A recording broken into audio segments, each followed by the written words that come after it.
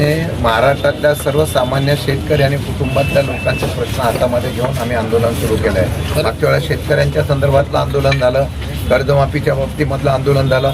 आता महाराष्ट्रामध्ये जो काही स्मार्ट मीटरच्या बाबतीमधली नाराजगी आहे, मग ती ग्राहकामध्ये आहे, शेतकऱ्यांमध्ये आहे आणि त्या पद्धतीने त्या असलेल्या आवाज उठवण्याचा प्रयत्न केलेला आहे. भरमसाठ बिल येणं आणि त्या भरमसाठ बिलाच्या बरोबरच शेतकऱ्यांच्या असलेल्या या प्रीपेड मीटरमुळे भविष्य काळामध्ये बिल भरलं नाही की लगेच लाईट कट होऊ शकते. अशा अनेक प्रश्न आहेत. या बाबतीमधली शंका दूर झाल्याशिवाय लोकांचं आपण त्याच्या प्रकारे प्रशिक्षण घेतल्याशिवाय कुठे इम्प्लिमेंट करू नये अशा प्रकारचं निवेदन द्यायला आम्ही आलेलो आहे. आम्ही सांगितलेलं आहे 8-10 दिवसामध्ये आम्ही दिलेल्या निवेदनामध्ये आमचे जिल्हाध्यक्ष आणि आमचे सगळे नेते मंडळी सगळे तिथे येतील.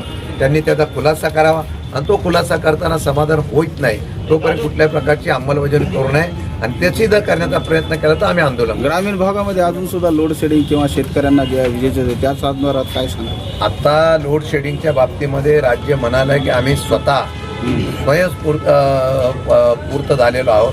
सौर ऊर्जाचे फार मोठ्या प्रमाणात गाजावाजा केला गेला, परंतु आजही लोड शेडिंग होत आहे हे महाराष्ट्राचं दुर्दैव आहे.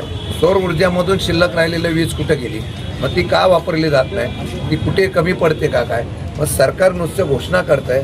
म्हणून लोड शेडिंग हे जनतेला ज्या पद्धतीने असावं त्यामध्ये त्यांनी सवलत द्यावी, त्याचा निर्णय घ्यावा अशी मागणी आहे. मग आता हे आंदोलन किंवा हे पूर्ण महाराष्ट्रभर राष्ट्रवादीच्या 100% या आंदोलन महाराष्ट्रामध्ये होणार.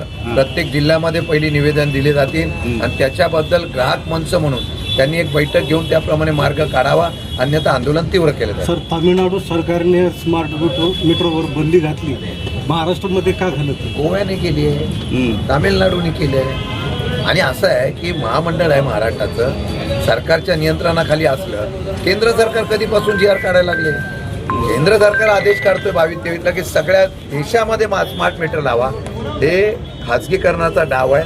अनेक कंपन्या ज्या स्वतंत्रपणे काम करत होत्या त्या कंपन्या खाजगीकरण करायचं आणि लोकांना अशा पद्धतीने खाजगीकरणात ढकलायचं आणि काही उद्योगपतींना पाठीशी घालायचा असा हा डाव आहे. आमचं म्हणणं आहे बळीराजा असेल, ग्राहक असेल, त्याचं संरक्षण करण्यासाठी सरकारने पावलं उचलावी. कुठल्याही प्रकारचं खाजगीकरण करून उद्योगपतीला करण्याच्या संदर्भातले पावलं उचलली तर आम्ही विरोध करणार आहोत. ओके, ठीक आहे.